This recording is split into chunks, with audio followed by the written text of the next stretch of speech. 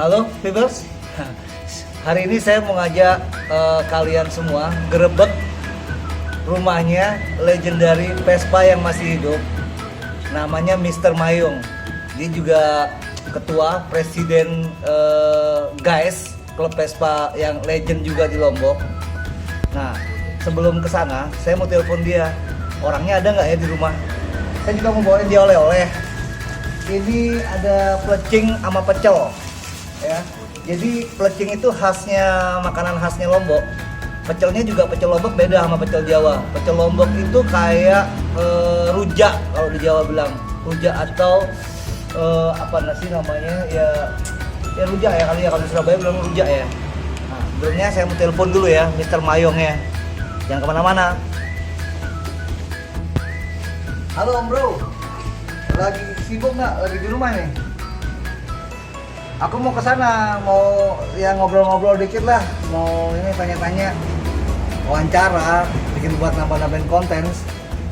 Boleh? Ya. Sama teman-teman, sama tim, semuanya. Ya.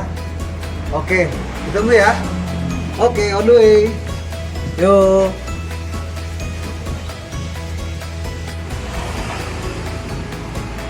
Hari ini aku mau naik Vespa Super Vibers. Vespa Super yang aku naik ini benar-benar original, hampir 80% original semua, masih standar. Seperti ini adanya. Mas Bio, aku tak jalan dulu ya. Oke. Tinggal ya Mas. Ya Mas. Hah?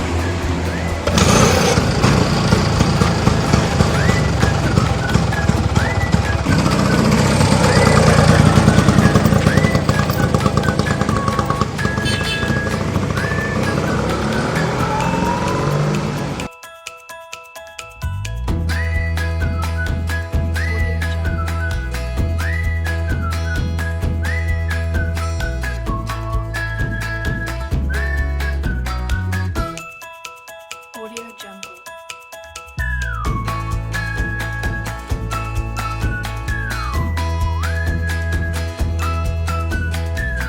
Audio Jungle.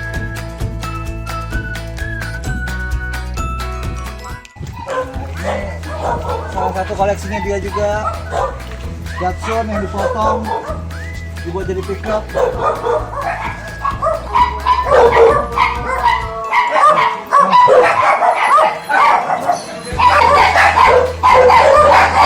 Nah, ini lagi ada project lagi bikin motor apa nih ya? Matic. Ayo Vibers, kita muter-muter dulu ya sebelum kita ngobrol sama orangnya. Kita muter-muter dulu, lihat apa aja yang sudah dibikin ya koleksinya. Ini ada motor kecil, mesinnya Beijing, Gorilla itu.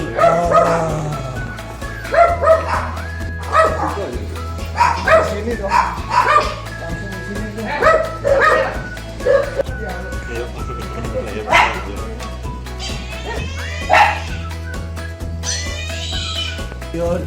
Jadi ini tujuannya nanti latihan biasa. latihan ya deh. Asik. Tet. Jadi ini karena COVID, sarung-sarung ini tidak laku, jadi saya pakai tutup anjing. Tuh, enak berisik. Nah, ini pasang. Sepi. Kalau ditutup sepi, COVID, nggak laku sarung.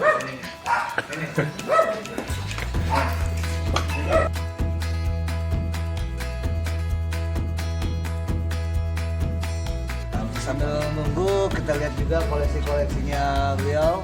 Di belakang saya ini ada 2 unit yang favoritnya beliau juga, saya dengar sih begitu ya. Ada 2 Vespa, nanti kita tanya lagi ya spek-speknya apa, kenapa dia pilih ini untuk touring atau gimana, biar dia yang jelasin nanti jatuh. Kameramen saya kentut Vibers. Wow. Oke Vibers, saya sekarang udah ketemu langsung sama Om Mayong ya. Om Mayong ini nanti kita tanya-tanyain sejarahnya tentang guys, terus kenapa kok dia pilih Vespa untuk kendaraannya dia. Nanti biar dia yang cerita langsung ya, karena dia ampunya. Oke. Om Mayong, mau tanya saya, dulu kenapa kok bisa pilih Vespa untuk kendaraannya itu, gimana ceritanya tuh? Nah, awalnya satu, saya kebetulan tidak punya kendaraan. Oh, gitu ya. 2, saya ingin punya kendaraan yang sederhana tapi punya nilai histori lah di jalanan, di segala cuaca lah, Segala medan ya. segala medan, murah meriah. Dan akhirnya kebetulan saya dapat Vespa Oke. Sprint tahun 7, pertama tahun 64, harganya 150.000 saja. 150.000 Vibers, gila ya. Tahun berapa Itu tuh? saya beli tahun 92.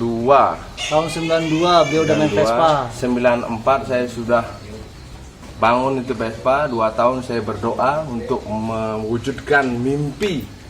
Bagaimana caranya Vespa yang saya beli dalam karung itu hidup. Hanya 150.000 saja. 150.000. Tahun 64. Ingat tuh 150.000. Tahun 9 tahun 92 saya beli, saya jadikan tahun 94. tahun 94 dirakit. Jadi 92 dapat bahannya, tahun 94 dirakitnya. Vespanya tahun 64. Katanya orang endong. Endong. Endog. Endok. Endog. Oh, katanya endog. orang Jawa. Endog. Katanya orang-orang yang belum dinas namanya Kongo, padahal itu bukan Kongo. PBB ya? PBA, PBB. PBA, PBB. Nah, Betul. kenapa namanya Kongo? Karena ya zaman pasukan Garuda 1 itu yang tamtama dan perwira hanya itu yang dapat Vespa tahun Vespa tahun 62 itu. Oh, gitu. Dibawa dari Kongo. Semua orang Indonesia nyebut semua motor kepala buntar namanya Kongo. Oh, padahal enggak ya? Padahal enggak ya? Nah, Oh, semakin gitu. ke depan teman-teman di seluruh Indonesia sudah belajar. Mungkin sudah dapat cerita. Nah, baru mereka akhirnya paham mana sih Kongo, mana yang tahun 62, tahun 63. Oke. Gitu. Terus kalau untuk guys sendiri tuh, Om, ceritain dong. Kalau ceritain awal terjadinya guys Open itu guys, panjang sebenarnya. Dulu saya pertama waktu Vespa hidup tahun 94, itu semua bengkel yang ada di Lombok ini setiap saya lewat itu dia takut. Takutnya apa? Takut minta tolong disuruh perbaiki. Iya, iya. Itu iya. zaman itu saya boleh cerita ini dan itu nyata. Gitu loh. Makanya akhirnya orang-orang sekarang ini dia bisa hidup dari Vespa. Dia dapat kerjaan dari Vespa. Betul. Iya, Dia termasuk kita bisa juga dapat nih. pasangan dari Vespa. Dia Betul. dapat semuanya dari Vespa. Iya, iya, iya. Dan Vespa itu luar biasa. Itu salah satu motor yang nggak mungkin saya tinggalkan. Orang bisa beli rumah, iya dari Vespa itu. Benar. Iya, Semuanya. Banyak Bisa ceritanya. berkeluarga dari Vespa, bisa bersahabat, melebihi saudara ya dari Vespa. Iya. Vespa sendiri kan katanya satu Vespa 1000 saudara ya. 1000 saudara. 1000 Nah, saudara. tapi ini ada orang-orang yang sebagian oknum. Oknum namanya mempergunakan momen itu untuk dia ya biasalah namanya oknum membuat kejahatan, tidur di rumahnya orang, nyolong. Itu ya sering itu yang terjadi saat ini. salah gunakan tuh, Disalahgunakan. memanfaatkan persaudaranya Vespa. Ya kita nggak usah sebut ya siapa oknum tersebut, cuman ya saya juga sempat dengar sih cerita itu, Om. Iya, dan banyak itu kejadian itu nyata. Ya. Makanya teman-teman saya himbau ke teman-teman kalau bisa mau jalan-jalan lengkapi diri Anda dulu Ya minimal harus punya SIM, dan rata-rata anak Vespa ini katanya Skoda tapi banyak yang nggak punya SIM. Nah, tuh. Surat izin mengendarai. Iya. Mengendarai apa? Ya motor. Iya. Itu kebanyakan itu boleh dicek nanti. Tata tertib juga ya, tata tertib ya, Wajib, lalu lintas itu ya. wajib hukumnya. Kita bukan karena takut dengan aparat, enggak kita, itu bagian dari iman. Iya benar. Begitu sound system lengkap dengan Atribut ya, atribut, motor minimal. Kalau hidup, bangga sekali sebenarnya punya Vespa hidup. Surat hidup keren. Catat tuh Fibers ya, diingat ya Fibers ya.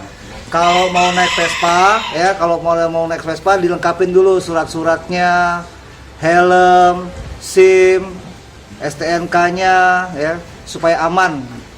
Jadi nggak mengganggu yang lain juga, gitu loh.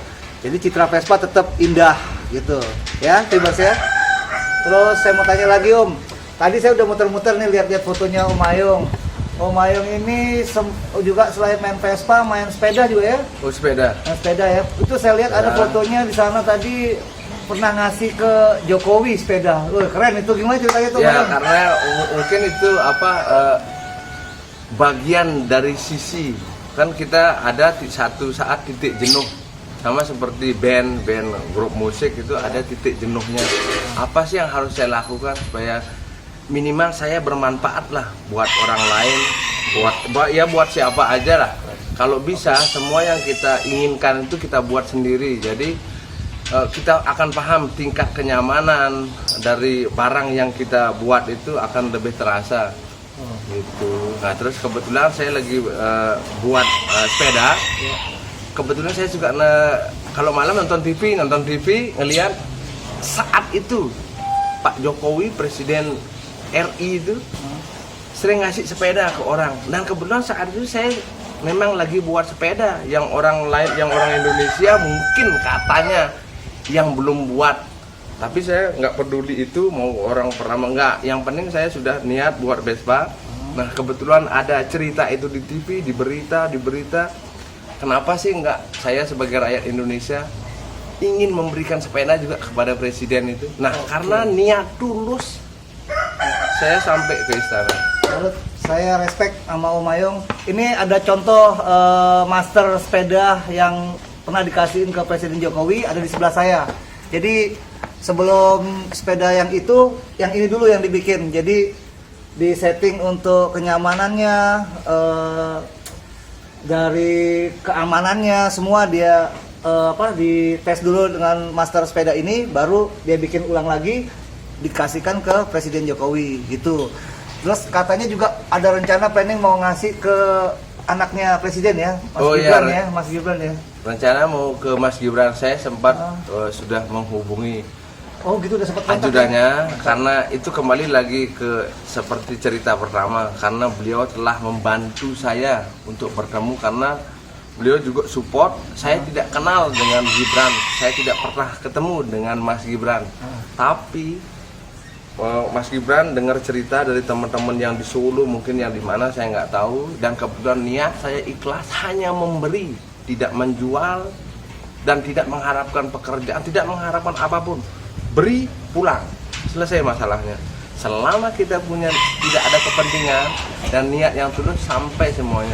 Orang ke surga aja nyampe kalau niat kita tulus. Amin. Catat tuh Fibers ya. Saya mau kembali tanya tentang Vespa lagi. Kan saya lihat tadi ada beberapa unit yang Om Ayung ini punya. Nah, Om Ayung sendiri kalau untuk Vespa favoritnya yang untuk pakai touring yang mana? Jenisnya apa? Boleh saya ceritain speknya apa? Mungkin gimana? Nah, ini Vespa saya yang Ini ada di belakang nih ya. ini sprint, katanya orang Indonesia namanya sprint bagol. Padahal ini namanya sprint Veloz.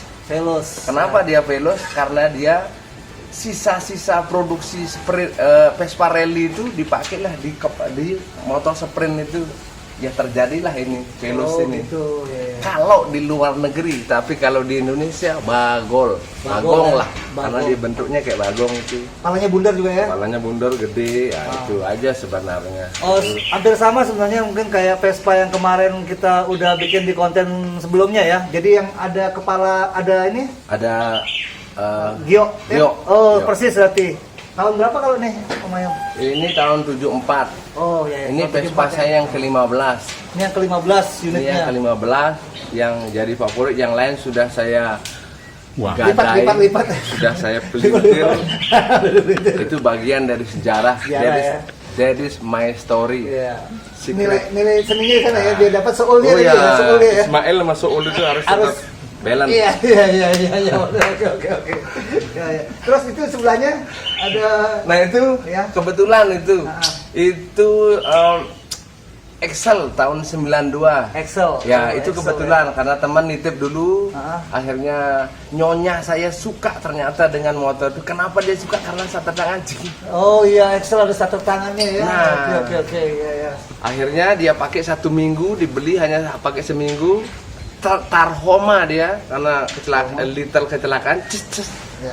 Kapok dipakai, akhirnya saya buat seperti itu. Ya, yang saya, dan itu Vespa CDI pertama yang saya pakai touring ke Jakarta.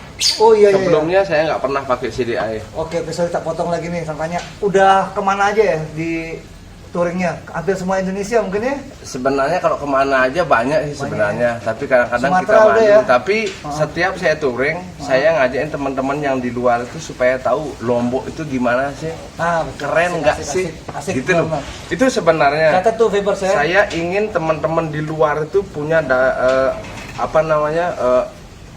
kemauan seperti saya itu. Makanya setiap saya touring ke arah Indonesia Barat, saya selalu pakai Vespa yang berbeda dan Vespa yang limited, yang Mantap. belum pernah orang pakai. Itu dah salah satunya waktu saya ke 0 kilometer. Wih, kilometer mantap. itu saya pakai 61. Sampai saat ini belum ada skuter yang ke 0 km pakai 61. Vespa tahun 61. 3 speed. 3 speed. Wih, keren. Kebetulan saya dapat Kebetulan, pinjam. ya. Karena saya punya keinginan, walaupun saya tidak Niat ya, ada niat ya. niat, Ah, ah. saya mau tunjukkan ke orang-orang. Ternyata motor kecil ini mampu ke 0 km. Nah itu dengan seperti itu mungkin teman-teman itu punya semangat seperti yang saya punya. Mungkinkah? Oh itu. Mungkin Andri Taulani. Ntar orangnya nonton. Ya mungkin katamuin. Halo Pak Haji. Pak Haji keren, Pak Haji. Keren. Ntar kita undang lah Pak Haji ya. Kita main ke sana ya. Pak Haji ya. Sampai mana tadi ceritanya? Naik Vespa tahun 61 ke 0 km. Nah, Ah. itu ceritanya. Saya punya cita, dulu kan waktu itu tsunami kita dari anak-anak motor Lombok ngumpulin dana untuk sumbangan, mungkin katanya ada cerita lagi